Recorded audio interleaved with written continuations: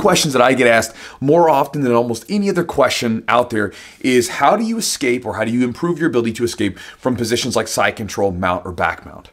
And so I wanted to take this video as a chance to share an idea with you that I think is, like, at least for me, it's a surefire way to improve your ability to escape. And it's something I've used with my students with a lot of great success. And I'll also clip in some videos from our training to illustrate the ideas that I'm talking about. So I've shared this story numerous times on the channel, but it's a useful one.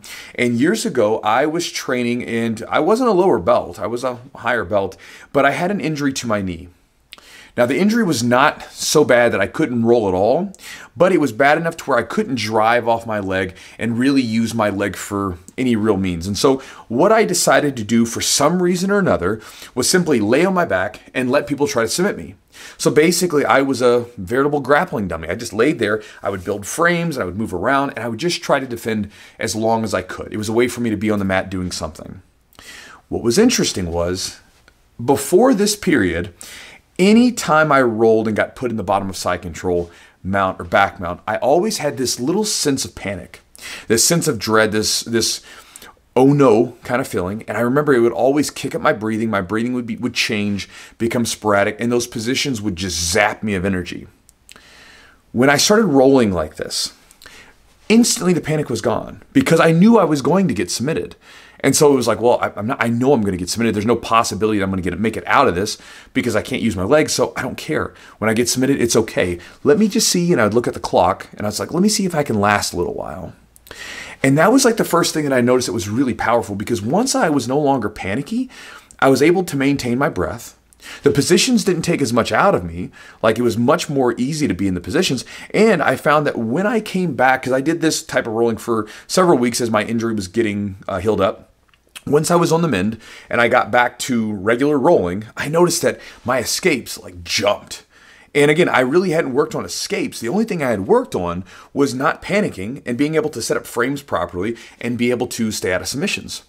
Part of it was the fact that because I wasn't panicky, I was able to stay with my breath, keep my breathing going, and also become much more efficient. A lot of times, you guys know this, that in positions, sometimes you're having to wait for a response from your opponent, right? And so when I'm on the bottom, a lot of times, if I'm on the bottom of side control as an example, I'm staying nice and tucked in tight, and I'm waiting for a particular response, feeling when their body shifts to make my movement, right? Instead of trying to just bridge and push out of there while they're squeezing as hard as they can.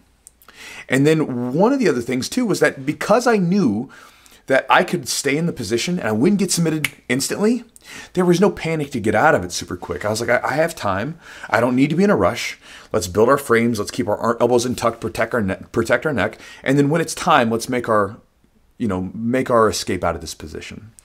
Now, I share this with you because this was super useful.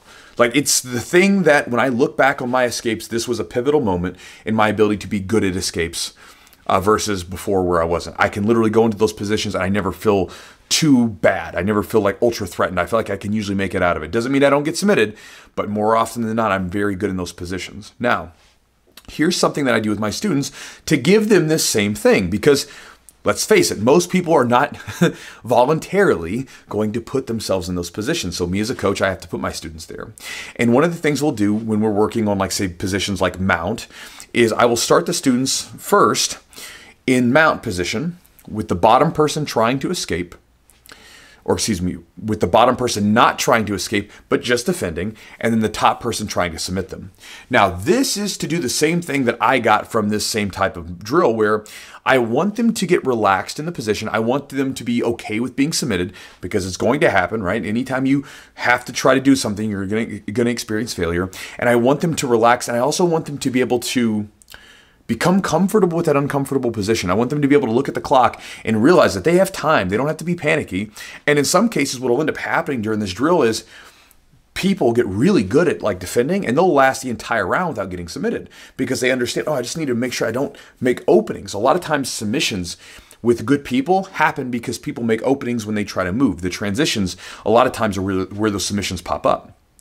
Then we'll flip it around, and I'll have the top person basically just trying to hold, and then let the bottom person just try to escape.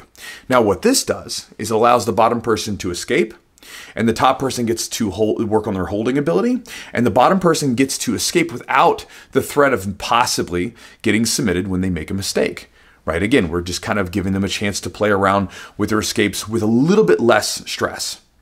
And then finally, we'll pull it all together and we'll let the person submit them on top and we'll let the person escape on the bottom. And then we'll, have those situational rounds. And that's been super useful. Again, the idea is to build comfort in the mount position or whatever the position is, the defensive position, and then slowly work it up. So this way they can become more comfortable in position, become more relaxed, being able to keep their breath going, and then working their way towards escaping. And it's been super useful. Now, if you're a coach, obviously you can throw this training in however you want to, but if you're not a coach, which most of you guys watching this video are not coaches, but you probably want your escaping ability to get better. So here's what you can do to sort of make this happen in your own training. Next time you go to an open mat, instead of just rolling's perfectly fine, of course, but instead of just rolling and getting like crazy hard rounds in, you can work very specifically on a particular skill like this. And you can grab your partner and you can recreate these scenarios I just listed during your open mat time. It's a great use of it, right? And then if they have a particular position that they were weaker in, you could go there. So a great example was my buddy Jason Keaton and I as black belts. We were training, I think actually it was a brown belt at the time. He was a black belt. We would flip positions. He would put me in side control. I would put him in back mount. Those at the time were our two weakest positions escaping. I was good at holding the back. He was great at holding side control. And so we had a ton of rounds there, and it made a big difference because, again, towards the end of this period where we would do this during open mats, my ability to escape side control shot up. I spent so much time there, I didn't have a choice. And again, he was holding it really tight. His back mount escapes got way better too. So again, it was beneficial for us focusing on that specific area of our game, right? Instead of just rolling and seeing what happens, being very conscious of saying, okay, where do I want to get better at? And then focusing on that. Now, if you don't have open mats available to you, the other thing you can do is when you roll with someone, don't tell them you're going to do this, but let them pass. Let them put you in a bad position and then work on these things yourself. Maybe you work on just defending and balling up, looking up at the timer and seeing how long can I last? How long can I defend their submissions? You could also then try to work on your escape, simply letting them put you in a bad position and then working out of the escapes. For those of you guys that were at the Origin Immersion Camp just this past weekend of the time recording this, if we rolled, I think I did it with almost everyone. I'd let them pass, or they may have passed me legitimately, but either way, I would let people get to side control in a lot of cases, and I would just start defending and seeing if I could stop them from getting a full side control and then finding an escape that sort of showed itself to me, right? So getting into this iron squirrel position, protecting my underhook, protecting my face from the bicep, and then working an escape from there. And then I would try to escape from the position. And I like doing that because I like, whenever I roll people of different styles, I like seeing how they respond to the same particular situation. And sometimes it's different, sometimes it's the exact same. And the idea that you can take away from this is Carl Jung, he has a quote saying that what you resist persists. And when I look back at my jiu-jitsu back in the day, I did not want to go to these positions. I didn't want to put myself in these positions a lot. And because of that, I spent a long period of time having this like feeling in the back of my mind where if I got put in one of these bad positions, I was really worried about it. And again, that's a bad thing. And then as I embraced the positions and simply moved towards them, that panic went away. The fear of those positions went away.